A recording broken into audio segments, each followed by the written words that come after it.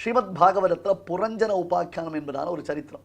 அந்த இடம் பிராச்சீன பரிகிசை குறித்து பேசக்கூடியதான ஒரு கதாபாகம். அது அங்கே ஒரு ஸ்லோகம் இருக்கு. க்ஷுத்ரம் சரம் சுமனசாம் சரணே மிதித்வா ரக்தம் ஷடங்கிரி கணசாம சுலுப்த கர்ணம் அக்ரே விருகான் அசுதுபோ விகணையாந்தம் பிருஷ்டே மிருகம் மிருகய லுப்தகபான பின்னம் அக்ரே விருகான் அசுருத்ருபோ விகணையாந்தம் பிருஷ்டே மிருகம் மிருகய லுப்தகபான பின்னம். ஒரு மிருகம், ஒரு மான். அந்த மான் என்ன பண்றது அப்படின்னு கேட்டா, அதுக்கு ஒரு பச்சை பசும் புல்வெளியை பார்த்த உடனே ரொம்ப ரொம்ப ஆனந்தம் ஏற்படுறது அந்த மானுக்கு. தன்னுடைய பேடையுடன் கூடி கழித்து கொண்டு அந்த பச்சை பசும் புற்களில் ஏற்பட்ட ஆனந்தத்தினாலே, பரம சுகத்தினாலே அந்த மான் அதை அதிகமாக விரும்புகிறது. இது ஒரு ரகசியமான அர்த்தம்னு சொல்றார் பாகவதத்துல. அழகான வண்டுகள்லாம் அழகா பாட்டு பாடிட்டு இருக்கு. இப்ப அந்த மான் தன்னுடைய பேடையுடன் கூடி கழிக்கிறது. கவனிங்கோ, அந்த மான் தன்னுடைய பேடையுடன் கூடி கழிக்கிறது. அழகிய பச்சை பசும் புல்வெளியை பார்த்தவுடன் அந்த மானுக்கு ஆனந்தம் நேரிடுகிறது. ஆனால் அங்கே மறைந்திருக்கக்கூடிய செந்நாய்களை அந்த மான் பார்ப்பது இல்லை. இன்னொரு விஷயம் இருக்கு. முன்னாடி புதர்ல அந்த செடி, அழகான ஒரு செடி பூத்திருக்கு, பூத்து குலுங்கிறது, புஷ்பங்கள் இருக்கு, நல்ல பழங்கள் இருக்கு. மானுக்கு அதை பார்த்தா அசைந்த பக்கம் பச்சை பசும் பூக்கள் இருக்கு. அங்க அந்த அந்த அந்த புதர்ல அந்த செடிக்கு பின்னாடி செந்நாய்கள் மறைந்திருக்கின்றன. அந்த செந்நாய்கள் வந்ததுன்னா என்ன ஆகும் மானினுடைய நிலை? யோசிச்சு பாருங்க. இது அதை பத்தி கவனிக்கல.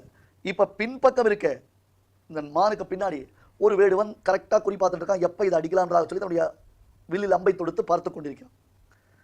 இந்த மிருகத்தினுடைய வாழ்க்கையை யோசித்து பாருங்கள். இது போன்றதான வாழ்க்கையை தான் நாம் வாழ்ந்து கொண்டிருக்கிறோம். இப்பொழுது புஷ்பம் போன்றதான அந்த பெண்கள் அவர்களோட சேர்ந்து வாழ்க்கைக்கு இடமான இந்த கிரகஸ்தாசிரமத்திலேயே இருந்து கொண்டு நாக்கிலே ஏற்படக்கூடிய ருச்சி ரெண்டு இருக்கு. இப்போ இந்த மானுக்கு பிரதானமான ரெண்டு என்ன தெரியுமா? ஒன்று தேக சுகம், இன்னொன்று ருச்சி. அந்த பொருட்கள்லாம் கிடைக்கிறது, அது ருச்சி கிடைக்கிறது. அடுத்தது கூட தன்னுடைய பேடையோடு இணைந்திருக்கிறது. அதனால் அந்த மானுக்கு கிடைக்க வேண்டிய தேக சுகமானது கிடைச்சிடுறது. இப்படித்தான் ஜீவனாகிய நாம். நல்ல சாப்பாடு கிடைச்சா போகிறோம், ஆகாரம் கிடைச்சா போகிறோம். அந்த ஆகாரத்துக்கு சுத்தி இருக்கா? நல்ல ஆகாரம் தானா? அதை சாப்பிடலாமா? அதை சாப்பிட்றதுனால நமக்கு நல்ல மனோபாவம் ஏற்படுமான்றதை பற்றி கவலையப்படாது.